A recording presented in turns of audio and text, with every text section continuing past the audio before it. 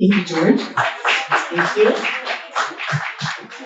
Okay, so again, I'm Sherilyn Przelomski, Business Enhancement Services and Training Consulting. I'm a certified HR professional, senior certified. How many here have been in a Department of Labor audit? Now you really have to listen because I'm going to see if anybody's got their hands raised. Anybody been out in a Department of Labor, have ever been through a Department of Labor audit? No? Okay. Well, I didn't think I could ever go through one. I'm a small consulting business, and I ended up in a Department of Labor audit. I got one of those fun little letters in the mail that you just don't think ever is going to happen to you. And here I'm in an audit. So this was a few years ago. And the reason why I talk about this is because I'm small. You never would think you'd be found. There's many reasons how a Department of Labor audit can come about. In my case, one of my clients was audited. So because of that, I was audited. So I got the letter and I asked, how did you find me? I'm small. And I was found because of my client. So when the client is audited, they go through all the records, payroll records, and that's how they reached out to me. I'm a 1099. Does anybody know the difference between a 1099 and a W? Yeah, right back here. And who does payroll? Has a payroll company. So anyways, that's really what they're looking for. So they're looking for, being misclassified. Everybody understand the difference with misclassification too? Yeah, I see some people nodding. So it's really important to understand and know that if you have one employee or even a part-time employee, you do need to be aware that there's certain guidelines that you have to follow.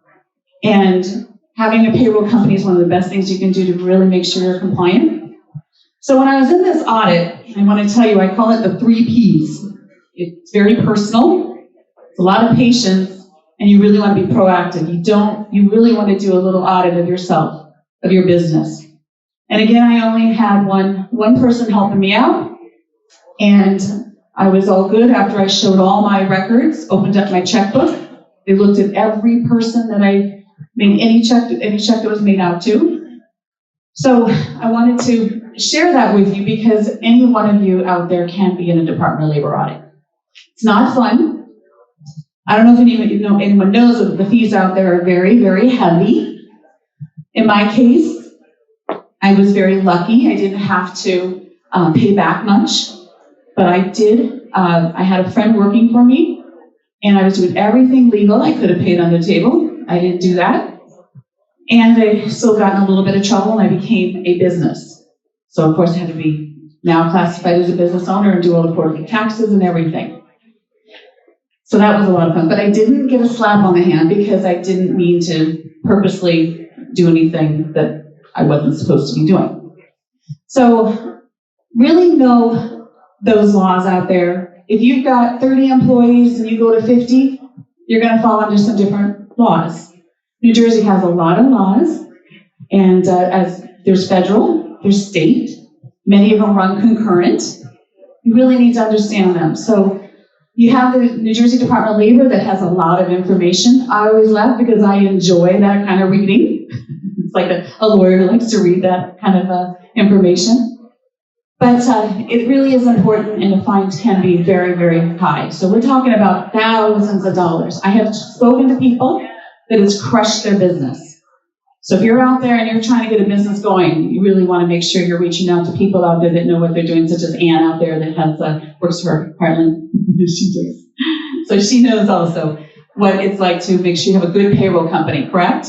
So I just wanted to mention about again, I said it was a 3 Ps. I always say that, you have to have a lot of patience, and it takes years also. So in that audit, it's going to take a few years before they're going to come to the conclusion of what you end up having to pay out. So it's not a lot of fun. Does anybody have a question on it? Okay, so I am going to just briefly talk also just on, I don't want to go over my time. Got another minute? Okay, just 1 minute. But I got so many questions too. Okay, all right, so also, how many out there have been through anti-bullying harassment training? Raise your hand really high because really, honestly, most of you should have been through that type of training. So either thank you, thank you. So that's another that you really want to make sure that if you are employing or you're working for someone, they really should be going through all that training right now. So we're talking about non-harassment training, anti-bullying training. There's a lot of it out there that you really need to be, if you are, again, a business owner, you really should be getting your employees in that kind of training. So that's very important. And I see a few of you nodding out there. And so that is the end of my little, I could go on and on because there's a lot of laws, but I'm going to keep it very short. So thank you. Thank you.